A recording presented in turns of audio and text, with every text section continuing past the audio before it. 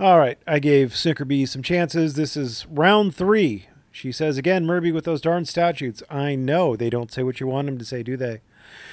Why won't you tell your sheep with whom you're leading astray that there are 2 legal systems in the U.S.? Because there are multiple legal systems in the U.S. Every state has its own constitution, its own statutes, its own stare decisis. And then there's the federal system. So there's, what, 51 or more? Who knows? You could possibly draw lines between like municipal ordinances and states. Maybe. I don't know. But there are 51, I guess, legal systems. But that wasn't what you were looking for. You want to break it down into 2 because that works for you. Of course, it's wrong, but it works for you. You say 1 is a court of record, which is a common law court. No, a court of record is not a common law court. A court of record is a court whose proceedings are recorded and available as evidence of a fact. Typically, they do that to preserve the record for appeals. So, yeah, that is what a court of record is. So if you go into court, if they have the court reporter in there tippy-typing away, they do that so they could preserve the testimony for appeal. That's it. That's it. That's it. And it's not necessary in a lot of courts. Like if you try to go from like a municipal court in Texas, if you appeal to a district court, then they would probably do a de novo. They would probably just everything from the get-go, relitigation of the facts, the whole kebab, and there you have it. The other is an unlawful court. This is a legal determination that SnookerB has not laid out for us, so I don't know why SnookerB would think it's unlawful. It's kind of funny. I'm sure that the English thought that all American government and courts and things like that were unlawful because, you know, we weren't following their laws anymore. But obviously the people of the United States thought as a whole, the people as a whole, thought that it was all fine and dandy like sour candy, and we think it's lawful. So you're definitely in a minority. You have no idea what you're talking about. But you say that the, I guess, a court that doesn't have a record is a court that uses statutes, and that's not necessarily true. There are more instances where things would be determined by statute, because like vehicle codes typically are statutory. They're not common law sorts of things. So if you get a traffic ticket, you're going to go into typically a minor courtroom. California, it's all superior courts, but whatever. You get what I'm saying. And they do it's a cut and dry, dirty, informal sort of trial. It's not the full-blown deal with hearings and things like that. It's to save the state money. They don't do a record there. They don't have a court reporter in there, again, to save money, because if it is something where you're going to appeal it, then it'll probably be something that they will do like full-blown. And it will depend on your state statutes and things like that. But there are plenty of court dealings that deal with statutes that are going to be courts of record. Like any murder trial in California there's going to be a court reporter in there taking a record. Murder is a statutory offense in California. It's defined by the California Penal Code, not by common law. So you're wrong. However, to make these courts lawful, one must... No. Again, this is... All right, she says to make these courts lawful, one must contract prior for their court system to proceed. No. It doesn't matter if you contract with the California Superior Courts if you get arrested for murder, which is a statutory offense in California, and I can prove it.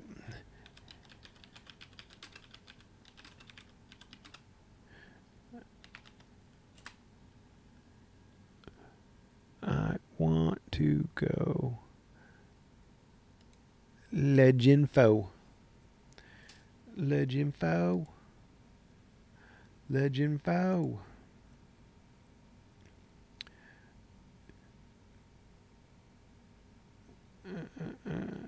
Oh, crimes against public justice. I don't want that. I want you to go code search. I want to go Penal Code. Crimes and punishments. And I won't.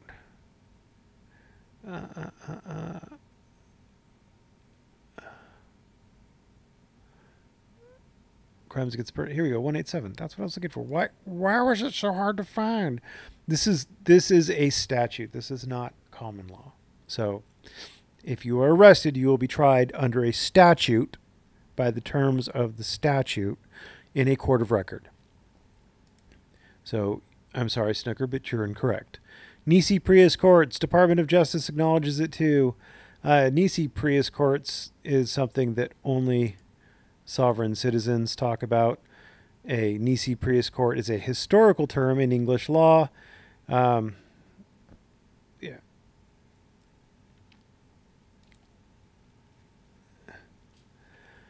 A court of nisi prius is a court that tries questions of facts before one judge and in some cases a jury. In the United States, the term ordinarily applies to the trial level court where the case is heard by a jury as opposed to a higher court that entertains appeals where no jury is present. Nisi prius courts. One must contract prior. Notice in here there's in the United States the term ordinarily applies to the trial level court. It doesn't say anything about a contract. In some jurisdictions it means the original trial court which heard a case is distinguished from the Court of Appeals, as in court nisi prius, unless first.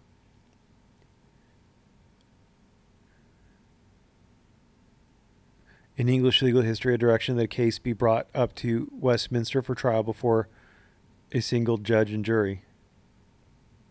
The writ that gave the decision, the trials before the justice is taken as seizures. Assizes.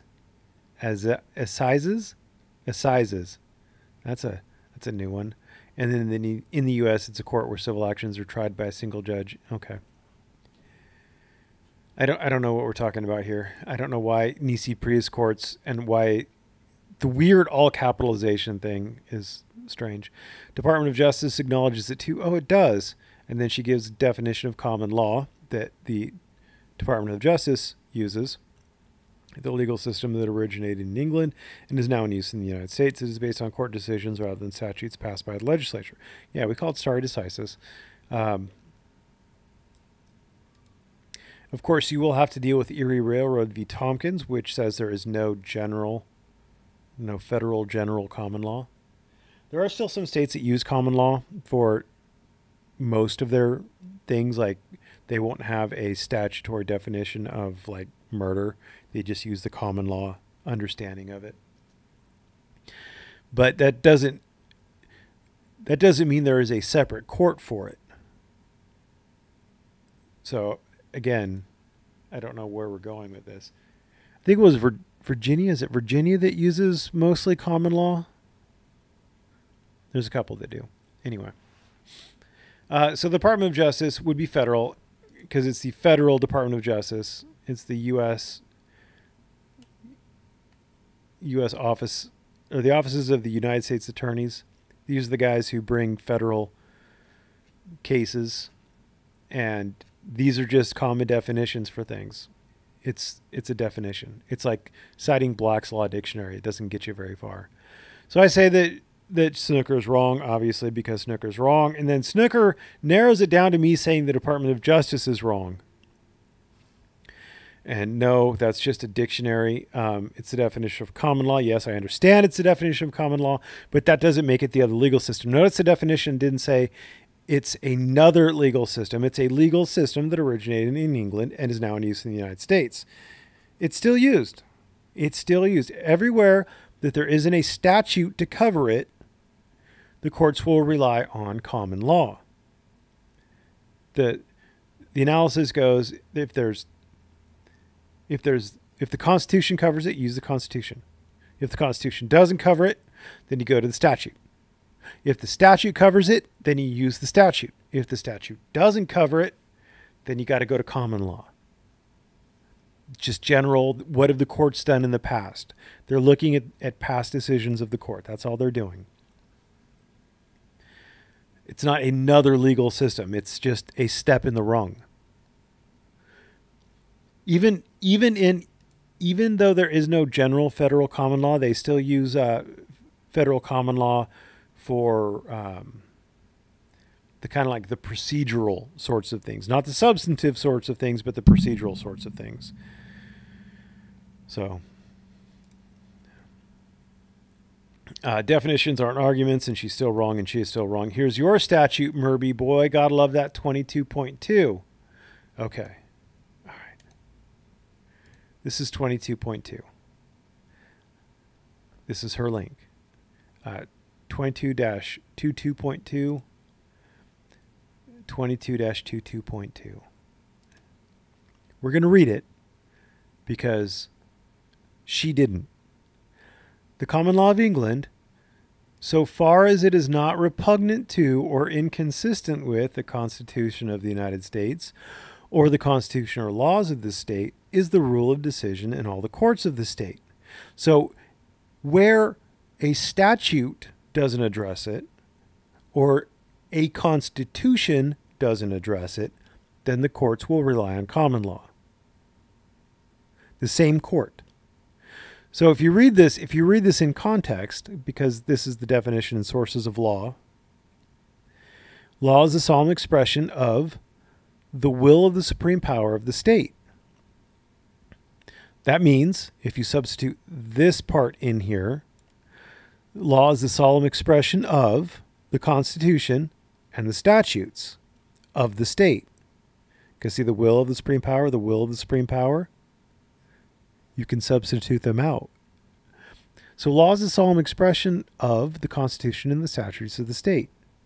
And then you go down here, the common law of England, so far as it is not repugnant to or inconsistent with the Constitution of the United States or the Constitution or laws of this state, is the rule of the decision of all the courts of the state. In all the courts of the state. Not in your, what was it, nisi prius courts? Not in your nisi prius courts. Not in common law courts. Not in courts of non-record or courts of record. Read that. It's the rule of decision in all the courts of this state. Your own thing that you're trying to use to justify. See, the problem with this is that these people want to take little bits of pieces of things completely out of context and try to paint a whole different picture. But if you take any one of those things and you plug it back into context, that whole picture they painted just crumbles and falls into turd. Terrible. It's terrible. For this California statute, and she links it again, 22.1 clearly states statutes and Constitution. It does. It clearly states it. The will of the supreme power is expressed by the Constitution and by statutes. That's the will of the state. Law. Law is the Constitution and the statutes. Can you guess which court's statutes are not applicable? Can you guess which court's statutes are not applicable? No, I can't. Because if you're in California, if you're in a California state court, a superior court of the state of California, California laws are applicable. California Constitution is applicable. If there is a federal law or the U.S. Constitution, if those apply, then they would also apply in a superior court in the state of California. But I don't know what you're talking about here. Courts don't make statutes, so courts do make rules, like there's the California Rules of Court.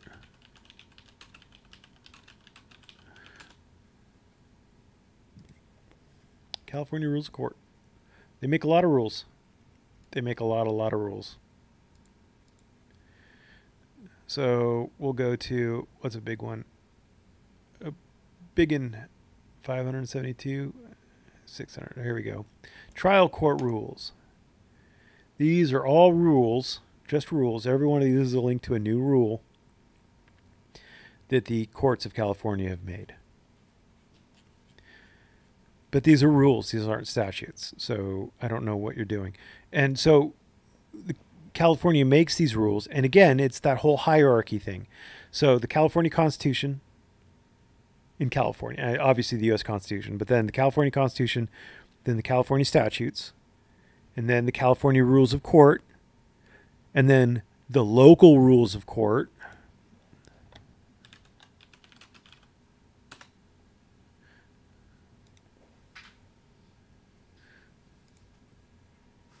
The local rules of court. And then if those haven't addressed everything, then you go into the common law sorts of things. Common law is just like the last ditch effort. They have to make a ruling based on something. And if they don't have anything else, then they go to the common law. And if there's nothing there, then maybe the court punts, or maybe the court makes up something new. You never know. Guess which court statutes are not applicable? Bingo, statutes. Can you guess which court's statutes are not applicable? Bingo, statutes. I have no idea what she's trying to say here. I think she's trying to say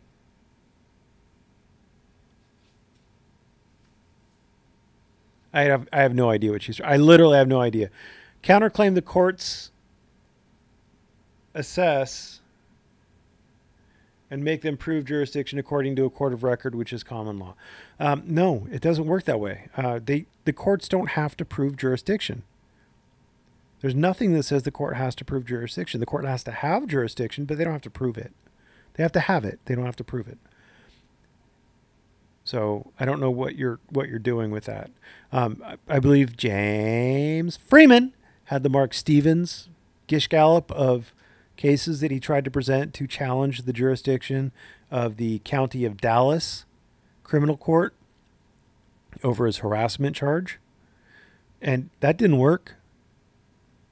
You know why it didn't work? Because the court doesn't have to prove jurisdiction. The court has to have jurisdiction. The prosecution has to prove some kinds of jurisdiction, but there is nothing regarding a contract. Where is the contract? Somewhere in here, there we go, must contract. Yeah. I'm sure that Mr. Freeman didn't contract with the County of Dallas or the County of Dallas criminal courts. So that's just silly. You're just being silly. The lex scripta courts cannot prove jurisdiction. Lex scripta just means that statutory. And again,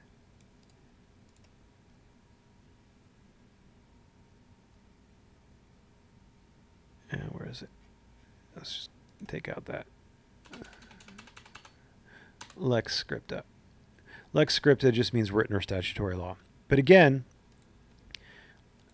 all courts of the state. So if it is not repugnant to or inconsistent with the Constitution of the United States or the Constitution or laws of this state, then they go to common law. And that's in all the courts. There is no common law court or statutory court. In Texas, they have courts that are constitutional courts and then statutory courts, but that just is how the court was created. Like they have the constitutional county courts that are given their jurisdiction based on a passage in the Texas Constitution, and then they have other county courts that are created by an act of the Texas legislature passed by the Texas governor. Come on, Murby, come to the other side. No, you haven't proved anything yet, Snooker. And to be perfectly blunt with you, it has never worked. The arguments that you're making have never worked in court. Never. Cite one case where these kinds of things worked in court. They don't. They just don't do it. Measly $40 an hour. Hey, everybody's got to start somewhere, and I'm getting experience right now, and you need experience. If you try looking for opportunities as a lawyer, they all require experience. A lot of lawyers don't make it very long in being lawyers. It's pretty cutthroat. find clients. Like if you're doing it on your own, you got to find clients. That's hard to do. You got to get the clients to pay you. That's hard to do. There's a lot to it. And to be perfectly blunt with you, there's a lot you need to know that they don't teach you in law school. So I'm absolutely thrilled that I have the job that I have, because there's a lot of they teach you the law in law school, but they don't teach you the form, the little nitpicky rules that you have to do on how to, do you use a judicial counsel form for your notice, or do you use just regular pleading paper and write in notice? Which is proper in which situation? There's lots of little things like the rules of court. There's just all sorts of little things, and it's nice to have the opportunity to kind of get my feet wet and figure out all the little minutia. I mean, it's easy to look at a law, to research some cases, and to figure out the best way to try to get what you want, or your likelihood of success, etc., whether or not you can do what you want to do with this particular statute. That's the easy thing to do for me. The hard thing to do is to go through, like you saw these are the California rules of court. I mean, there's so many things that you got to know. There's just so many things you got to know. And then there's the local rule, and every time you go to a different county, it's completely different local rules. And I've had to deal with Yuba County, Placer County, Sacramento County, and San Mateo County. And every single one of them is a completely different beast. They all want their paperwork done differently. Each one of them has different forms. They have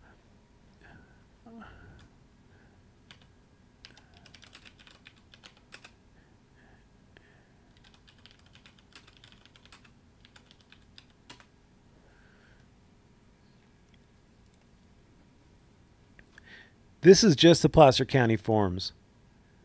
These are different forms that you need for Placer County. I mean, just everything. So $40 an hour, I'm happy for it.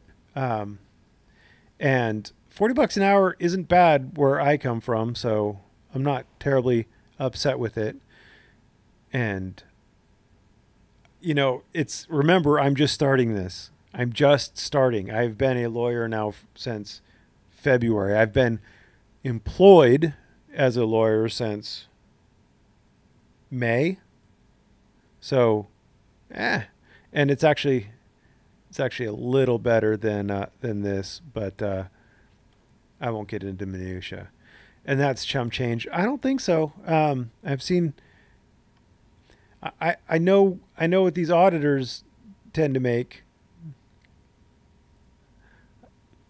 $40 an hour isn't bad. $40 an hour isn't bad. I get to work in an air-conditioned environment. I get to dress nice. I get to stay clean. Have I made more? Yes. Will I make more in the future, though? Yes.